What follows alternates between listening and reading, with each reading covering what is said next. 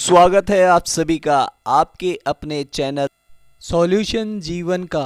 मैं आपका अपना जेपी नायक। श्री गणेशाय नमः। गुरुर् ब्रह्मा गुरुर्विष्णु गुरुर्देवो महेश्वराय गुरुर् साक्षात परब्रह्म तस्मै श्री गुरुवे नमः। कैसे हैं आप सब? आप स्वस्थ रहें, मस्त रहें और व्यस्त रहें और अपना ध्यान रखें। आज की टिप्स, जिस घर में पूर्णिमा को प्रति माह पूर्णिमा को कुल की देवी या देवी देवता, पितृ, इष्ट का पूजन व रामायण या श्रीमद् भागवत गीता का पाठ होता है वहाँ उस घर में अकाल मृत्यु व असाध्य रोग कभी नहीं होता।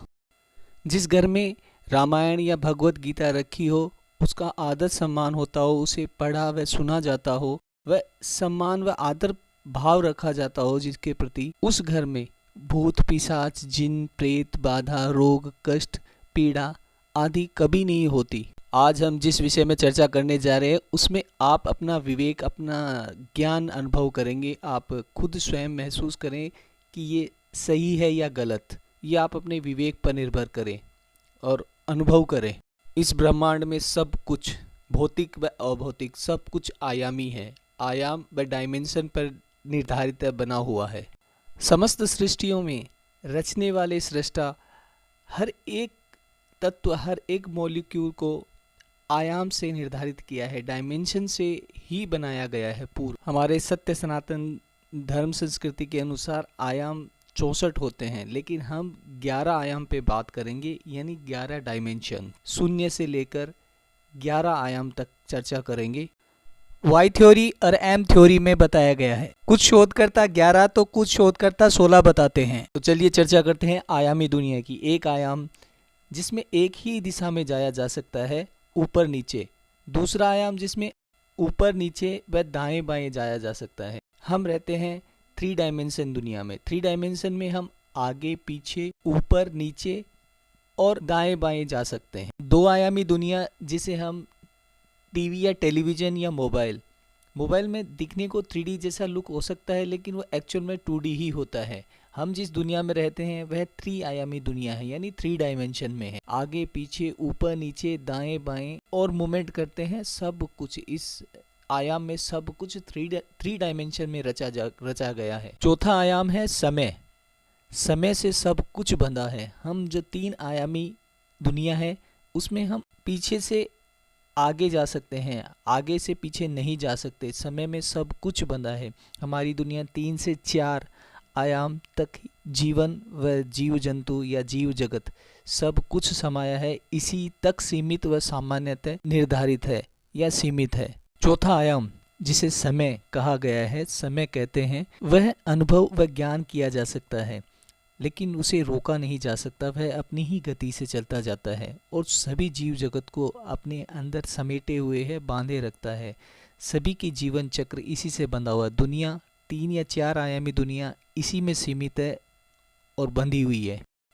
हम एक ही समय में 2 काम नहीं कर सकते, लेकिन अगर 4 डायमेंशन से आगे जाया जाए तो हम एक ही समय में 2 काम कर सकते हैं। अगर समय की ट्रेवलिंग की जाए तो एक ही व्यक्ति एक ही समय में कलाकार भी बन सकता है और इंजीनियर या डॉक्टर भी बन सकता है। हमारी 3 आयामी दुनिया को यदि समय को नियंत्रण किया जा सके या समय को कंट्रोल किया जा सके या रोका जा सके या अपने ही तरीके से समय को चलाया जा सके, तो यकीन मानिए आप वो सब कुछ कर सकते हैं। समय में आना जाना, आगे पीछे, जो कुछ भी करना चाहते हैं, जो भी आपने कल्पना कर रखी है, उस जीवन को आप जी सकते हैं और ये संभव है।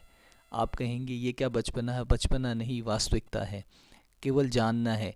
हम सब समय से बंधे हुए हैं। समस्त जीव जगत समय से बंधा हुआ है। ये हमारी 3 आयामी दुनिया तक सीमित है।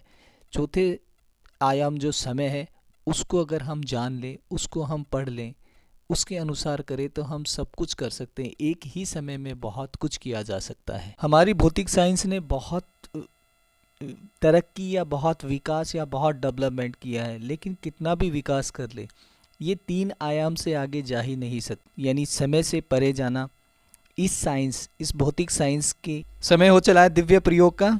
कागज और पेन उठा लीजिए। आज दिनांक है 24 फरवरी 2023, वार है शुक्रवार और दिव्य अक्षर है उ।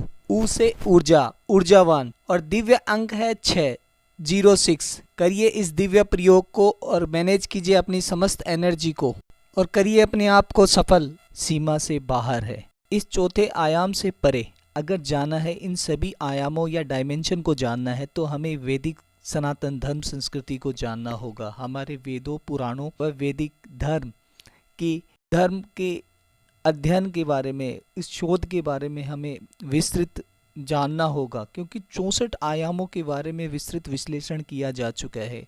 जब आज का साइंस केवल 10 आयामों की ही परिकल्पना कर सका है, वह मानता है कि ईश्वर व परम सत्ता है, उसे मानना ही पड़ा। सामान्य दृष्टि से देखा जाए तो ये कल्पना मात्र हो सकता है, किंतु ये सनातन वैदिक धर्म और जीवन व संस्कारों को जीने वालों के लिए पूर्ण सही व सत्य है। कई दिव्य पुरुषों व ज्ञानी जनों व सिद्ध व तपस्वी योगी सन्यासियों मनुष्यों ने ये सिद्ध किया है कि समय के आगे जाया जा सकता है, इन आयामों को जाना जा सकता है, इनका अध्ययन किया जा सकता है, इन्हें जाना जा सकता है, इन पर सिद्धियाँ प्राप्त की जा सकती। ये हमारी 4 डायमेंशन आयामी दुनिया से परे है, आयामी संसार के बारे में बताया गया है, शोध किया जा रहा है। जीवन अन्य आयाम ग्रहों पर है या नहीं, ये नकारा नहीं जा सकता। सनातन की इस आयामी दुनिया को लोक बताए गए हैं हमारे। एक योजन में 12 किलोमीटर होते हैं। इनकी डिस्टेंस, दूरी का एक पैमाना बनाया गया है। ऑब्जेक्ट यदि प्रकाश की गति से चले या प्रकाश की गति से मूवमेंट करे तो समय रुका हुआ सा महसूस होगा। समय एक उस व्यक्ति को या उस जीव को समय असीमित लगेगा। बहुत अद्भुत होगा ये, क्योंकि समय से तेज होगा वो, और समय से तेज होगा तो समय रुका हुआ सा महसूस होगा, अनुभव होगा। इन सब को भली भांति जानना है तो अपने आप को जानिए, अपने सनातन धर्म, संस्कृति और आध्यात्म की तरफ बढ़िए। यही पराविज्ञान है। भौतिक साइंस इन चीज़ों से परे नहीं जा सकता, इन पर अपनी विजय हासिल नहीं कर सकता। आप इन आयामों को जानना चाहते हैं तो सबसे पहले प्राण आयाम यानी अपने प्राणों के आयाम को जानिए। व्यायाम यानी आयाम अपने आप को मजबूत व शक्तिशाली व दिव्य बनाइए और विकसित कीजिए अपने आप को। फिर ये सब कुछ जानने लग जाएंगे। कहते हैं प्रकाश की गति से कोई भी आगे चले तो समय को रोक सकते हैं। समय उनके लिए बहुत अद्भुत हो सकता है, असीमित हो सकता है। ये सब आप मन की गति से कर सकते हैं। मन की गति प्रकाश की मल्टी टाइम्स हो सकती है। ये इसीलिए हमारे धर्म संस्कृति, हमारी वैदिक धर्म संस्कृति में अपने आप को जानना ईश्वर को जानने के बराबर था। यानी नर में ही नारायण है। अपने आप को विकसित करना, अपनी ऊर्जाओं को पूरी तरीके से नियंत्रित करना, विकसित करना, आप अपने आप में अद्भुत व सिद्ध बन जाते थे और बन जाते हैं और बन सकते हैं। ये अपने आप को जानना, अपने आप पर इन्वेस्ट करना है। हम सभी के लिए सबसे महत्वपूर्ण आयाम है प्राण का आयाम यानी प्राणायाम। व्यायाम यानी अपने आप को जानना, अपने आप को विकसित करना। हमारे सनातन धर्म संस्कृति और वैदिक संस्कृति को जीने वाले व मानने वालों ने पहले ही शोध व अध्ययन करके सिद्ध कर दिया कि परम तत्व, लोक, परलोक और ज्ञान, विज्ञान व अध्ययन व शोध क्या है क्या नहीं। संसार में रहते हैं, जिस लोक में रहते हैं उसे भूलोक कहते हैं। इससे ऊपर भूवरलोक, स्वर्गलोक, महरलोक, जनकलोक व तपलोक व सत्यलोक है। और हम जिस संसार में रहते हैं उससे नीचे यानी भूलोक से नीचे अताल, विताल, सुताल, तलताल, महाताल, रसाताल या रसताल या पाताल। भूलोक में मानव जगत व जीव जंतु रहते हैं और भूवरलोक में मृत्यु के बाद आत्मा वास करती है, जिसे पितृलोक भी कहा जाता है। स्वर्गलोक में देवता व देवी वास करते हैं। हमारे वैदिक धर्म संस्कृति व सनातन धर्म संस्कृति व वेद व पुराण में को जीने वाले व जीवन जीने वाले योगी, तपस्वी, मनस्वी व योगियों ने ये हजारों साल पहले ही जान लिया था, इसको अनुभव कर लिया था, अध्ययन कर लिया था, इसका शोध कर लिया था और सब कुछ जानने के बाद इस पर सिद्ध हो गए थे, पूर्णतः सिद्ध हो गए थे। इसीलिए आज भी सभी धर्म संस्कृतियां नष्ट हो गई, लेकिन सनातन वैदिक धर्म संस्कृति पूर्णतः विकसित और फल फूल रही है और फल फूलेगी भी, क्योंकि मोक्ष का ज्ञान व अध्ययन व शोध केवल इसी सनातन धर्म संस्कृति में है और अन्य संस्कृति में है ही नहीं। उन्हें सब कुछ अधूरा व अव्यवस्थित लगता है, सुव्यवस्थित नहीं। ये सब कुछ सनातन धर्म संस्कृति व वैदिक संस्कृति से जाना जा सकता है। हमारे वेद पुराणों में ये सब कुछ शोध किया जा चुका है और ये बताया जा चुका है। सभी आयामों व सभी क्षेत्रों में महारत हासिल की जा चुकी है। वो धर्म संस्कृति वह सनातन धर्म व वैदिक संस्कृति ही है जिसे पूर्णतः जाना व शोधा जा चुका है, शोध किया जा चुका है, अध्ययन किया जा चुका है। हम 1 से लेकर 4 तक आयाम की चर्चा कर चुके हैं। इससे आगे का आयाम है 5वां आयाम, जिसे ब्रह्म आयाम कहते हैं, यानी समय से परे। ब्रह्मा इस आयाम में एक ही ब्रह्मा वास नहीं करते, बल्कि कई ब्रह्मा, कई पैरेलल पर ब्रह्मांड इसमें वास करते हैं, अपने अपनी सृष्टियों को क्रिएट करते हैं, उसके सृष्टा बनकर रच रहे हैं, बना रहे हैं। सभी ब्रह्मा इसी आयाम में जन्म लेते हैं और मृत्यु को प्राप्त करते हैं। ब्रह्मा एक पृथक ब्रह्मांड बनाता है, रचता है और उसका सृजन करता है। दिव्य व कॉस्मिक एनर्जी, भौतिक व अभौतिक ऊर्जा, जिसमें हमारी 3 आयामी व 4थी आयामी आयाम की ब्रह्मांड की रचना इसी ही 5वें आयाम में उत्पन्न होती है, वह जन्म लेती है, वह बनाया जाता है। 5वें आयाम का मतलब एक ऐसा आयाम जिसमें हम एक ब्रह्मांड से दूसरे ब्रह्मांड में जा सके, कुछ रच सके, आगे पीछे का मूवमेंट कर सके, तो 5th डायमेंशन या 5वें आयाम शोध या अध्ययन किया जा सकता है या जाना जा सकता है। 5th आयाम यानी 5वें आयाम में मल्टीपल यूनिवर्स बनती है। वह टाइम भी भिन्न होता है, बिल्कुल पृथक गणना होती है। 5वां आयाम जिसे कहा जाता है वह चारों आयामों से भिन्न है, उसकी समय की गणना भिन्न है और सामान्य पहुंच से परे है। इससे आगे है 6ठा आयाम, 6th डायमेंशन, यानी 6ठा आयाम। इसमें वास व निवास करते हैं भगवान श्री नारायण, श्री महाविष्णु, श्री महानारायण के 3 रूप व 3 भाग हैं। वह कशिरोध कश्य विष्णु श्री नारायण, महाविष्णु नारायण, करबोध कश्य विष्णु नारायण, महाविष्णु नारायण। इसमें तत्व ऊर्जा का निर्माण व पोषण करते हैं। इन सभी 5 आयामों का निर्माण होता है, वह महातत्व कहलाता है। इसका पोषण व निर्माण करते हैं श्री नारायण महाविष्णु। और दूसरे पे है करबोध कश्य विष्णु नारायण, प्रत्येक ब्रह्मांड का निर्माण करने व पालन करने में सहायक व कर्म व गति सब कुछ प्रदान करने में इन्हीं सभी ब्रह्मा को जन्म इसी ही करबोध कश्य विष्णु नारायण के द्वारा हो से ही समस्त ब्रह्मा का जन्म होता है। तीसरे हैं कशिरोध कश्य विष्णु श्री नारायण, जो हमारे 3D यानी 3 आयामी और 4 आयामी दुनिया या आयाम के प्रत्येक तत्व कण कण में विद्यमान है। जब भी हम ध्यान व योग व साधना करते हैं तब इसी कशिरोध कश्य विष्णु श्री नारायण को अनुभव करते हैं, महसूस करते हैं हम लोग। इसीलिए श्री नारायण के रूप श्री कृष्णा की अद्भुत लीलाएं आज तक ये लोग या ये 3 आयामी दुनिया या 4 आयामी दुनिया भूल नहीं पाई है, न भूलेगी। उनके समस्त कर्म, उनकी क्रियाएं, उनकी समस्त 16 कलाएं नहीं भूली जा सकती। वह अद्भुत है, अलौकिक है। जब भी कोई जीव ध्यान योग साधना करता है तो हम सभी कशिरोध कश्य श्री नारायण का अनुभव करते हैं, उन्हें महसूस करते हैं। हम सब इसका ज्ञान अनुभव कर लेते हैं तो स्वयं को जानना व परम तत्व को जानना, जीव जगत को जानना, सृष्टि व सृष्टा को जानना, भौतिक अभौतिक और माया जगत से बाहर आना, ये सब योगी तपस्वी ज्ञानी जन का यही लक्ष्य, ये ध्येय होता है कि वे स्वयं को जानना व नारायण को जानना, उनकी अनुभव होने लग जाती है। इसीलिए कहा गया नर में ही नारायण, क्योंकि नर में नारायण का सूक्ष्म रूप विद्यमान है। तभी सभी योगी जन, तपस्वी, मनस्वी व योगी जन या सिद्ध पुरुष अपने भीतर ही परम तत्व, परम ऊर्जा व परमात्मा को अनुभव करने लग जाते हैं। ये वास्तविकता है। 6ठे आयाम के बाद में अति महत्वपूर्ण आयाम होता है 7वां आयाम, जिसे सत्य आयाम, परम आयाम भी कहते हैं, ब्रह्म ज्योति या ज्योति पुरुष भी कहते हैं। आकाशीय त्रिकोणीय दिव्य योगी व दिव्य पुरुष जब तप योगी जब गहन साधना में लीन हो जाते हैं, जप में या तप या योग में लीन हो जाते हैं, इसी प्रकार का अनुभव व अनुभूति होने लग जाती है। वह उस सिद्ध समय को पूर्णतः सिद्ध कर लेते, समय से परे हो जाते हैं। इस 7वें आयाम अनंत ज्ञान व दिव्यता को अनुभव करने लग जाता है और दिव्यता आ जाती है। परम दिव्य शक्तियाँ पाने से, ये अनुभव मात्र से है मानव दिव्यता से व शक्तियों से, सिद्धियों से देवताओं की श्रेणी में आ जाता है।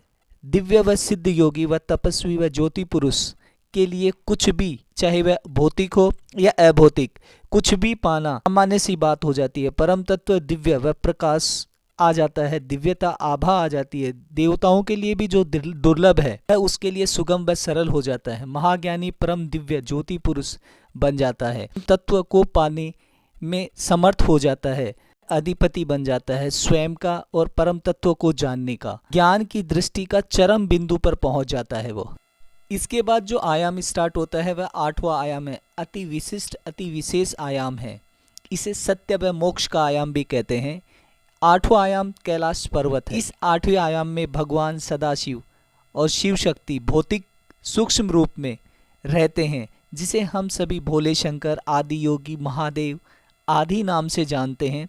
वह इसी आयाम में, इस 8वें आयाम में अति सूक्ष्म रूप में सदाशिव, आदि शक्ति और महादेव के रूप में विद्यमान रहते हैं। इस आयाम का मुख्य कार्य इन 7 आयामों का संतुलन व नियंत्रण करना है। इन्हें ऊर्जावान व शक्ति से संचालित व नियंत्रण करने का कार्य इसी 8वें आयाम का है। इसका नियंत्रण व संतुलन सदाशिव का सूक्ष्म रूप आदिशक्ति माँ आदिदेव सदाशिव करते हैं। इन समस्त 7 आयामों को संतुलित करने के लिए सदाशिव अपने सूक्ष्म रूप में आदिशक्ति व सदाशिव के रूप में रहते हैं, विद्यमान रहते हैं, नियंत्रित व संतुलित करते हैं। सभी तपस्वी, योगी, सन्यासी, मनस्वी, ऋषि, ज्ञानी जन सभी सदाशिव को पाना चाहते हैं, उनके दर्शन पाना चाहते हैं, उनसे आशीष पाना चाहते हैं। सभी कई कल्प, कई जन्म के जब तब ध्यान योग में लगा देते हैं। चाहे देव, असुर, नाग, किन्नर, यक्ष, मानव, समस्त जीव जगत सदाशिव को ही पाना व उन्हें उनका आशीष पाना चाहते हैं। समस्त सिद्धियां, शक्तियां, भौतिक व अभौतिक, परम तत्व, सत्यलोक, तपलोक, सभी लोक के जीव व परम दिव्य दर्शन पाकर अपने आप को धन्य करना चाहते हैं, अपने आप को मोक्ष तक पहुंचाना चाहते हैं। इसीलिए इस 8वें आयाम को मोक्ष का द्वार या मोक्ष का आयाम कहा जाता है। साक्षात परम शिव सदाशिव इसमें योग व तप व ध्यान मुद्रा में रहते हैं। इसके बाद में 8वें आयाम के बाद में 9वां आयाम स्टार्ट होता है। इसे वैकुंठ धाम या इसे नारायण धाम या वैकुंठ धाम कहते हैं। इसमें समस्त प्रकार की सिद्धियां व सुख, तत्व ऊर्जा या मोक्ष पाने का एक आयाम है। परम आत्मा या परमात्मा में मिलना या समा जाना ही मोक्ष है। प्रत्येक आयाम का निर्माण इसी आयाम से होता है। इस आयाम में मोक्ष की प्राप्ति से जीव इसी आयाम में आता है और इसको प्राप्त करता है। समस्त सिद्धियां, भौतिक व अभौतिक ज्ञान यहाँ आके शून्य हो जाता है। इसके बाद आयाम 10वां आयाम है, जो शून्य आयाम या मोक्ष या मुक्ति का आयाम बोलते हैं, जिसे सभी तपस्वी, योगी, मनस्वी, सन्यासी जिसे पाना चाहते हैं, सभी कल्पों में अनंत जन योग, जप, तप, ध्यान, योग लगा देते हैं इसे पाने के लिए। परम तत्व परमात्मा में विलीन व समा जाने के लिए चीज हर एक कण में परम तत्व है, परमात्मा है। तत्व में परमात्मा और परमात्मा में तत्व विलीन हो जाता है, शून्यता को प्राप्त कर जाता है, सभी कुछ नियंत्रित करता है, कुछ भी शेष नहीं रहता, सब कुछ पाया जा सकता है अति सुगमता, अति सरलता से। सभी सिद्धियां, सब कुछ एकमात्र सामान्य सी बात हो जाती है। परम तत्व परमात्मा में विलीन होने के बाद में कुछ भी शेष नहीं बचता। सिद्ध व पुरुष व दिव्यता को पाने के लिए योगी, तपस्वी, सन्यासी, मनस्वी, ज्ञानी जन व योगी जन सभी इस आयाम में परम तत्व परमात्मा को पाना चाहते हैं। उसके आगे समस्त सिद्धियां, सब कुछ नगण्य हो जाती है, शून्य हो जाती हैं। वह सब कुछ पा लेता है, भौतिक अभौतिक सब कुछ। उसके लिए कुछ भी असंभव नहीं होता, सब कुछ संभव हो जाता है, सब कुछ सामान्य होता है। अगला आयाम है 11वां आयाम। ये वह आयाम है, वह डायमेंशन है, वह लोक है जहाँ परम सदाशिव व परम नारायण, जहाँ परम तत्व निवास करते हैं, जहाँ महायोगी सदाशिव जो अनंत है, जो समस्त आयामों व समस्त भौतिक व अभौतिक समस्त आयामों के जनक हैं, जहाँ अनंत आयाम बनते व बिगड़ते रहते हैं, जिन्हें बनाया व संतुलित किया जाता है। सर्वस्व है जहाँ शून्यता और अनंतता विद्यमान रहती है, जहाँ परम तत्व परमात्मा निवास करते हैं। पर ब्रह्म परम तत्व जहाँ साकार व निराकार एकाकार हो जाते हैं। निराकार पर ब्रह्म सदाशिव अजन्मे सर्वेश्वर, जो समस्त भौतिक व अभौतिक सिद्धियां व तत्वों को चलायमान व उसमें ऊर्जावान बनाए रखने के लिए, उसे शक्ति व चलायमान रखने के लिए जो गति प्रदान करते हैं, जो शक्ति प्रदान करते हैं, वह सब कुछ निहित होता है। इन समस्त आयामों को नियंत्रित करने के लिए, वह उत्पन्न करने के लिए, जन्म देने के लिए या बनाने के लिए, सृजन करने के लिए, सब कुछ इस आयाम से नियंत्रित व संतुलित किया जाता है। पर ब्रह्म सर्वेश्वर श्री नारायण सदाशिव यहीं निवास करते हैं, यहीं वास और परम दिव्यता को लिए हुए सब पर अपनी कृपा दृष्टि व दया दृष्टि बनाए रख। वह अनंत समस्त ब्रह्मांड समस्त चराचर जगत पर अपनी कृपा दृष्टि व आशीष बनाए रखे हुए, वह उन्हें ऊर्जित व उन्हें ऊर्जावान बनाकर उन्हें चलायमान व गतिमान रखने के लिए सृजन करते रहते हैं। वह साकार व निराकार व एकाकार होते हुए समस्त चराचर जगत में व्याप्त व विद्यमान होते हैं और समस्त लीलाओं व समस्त कर्मों में अकर्ता बन के, कर्ता बन के भी अकर्ता बने हुए रहते हैं। यह टॉपिक आपको कैसा लगा बताएं। राधे राधे, जय श्री राधे कृष्णा। मैंने पूरा प्रयास किया है अधिक से अधिक बताने के लिए। ये चैनल आपका अपना है, इसे लाइक करें, शेयर करें, सब्सक्राइब करें। मैं आपका अपना JP नायक। जय क्लिंग जी, जय श्री राधे कृष्णा।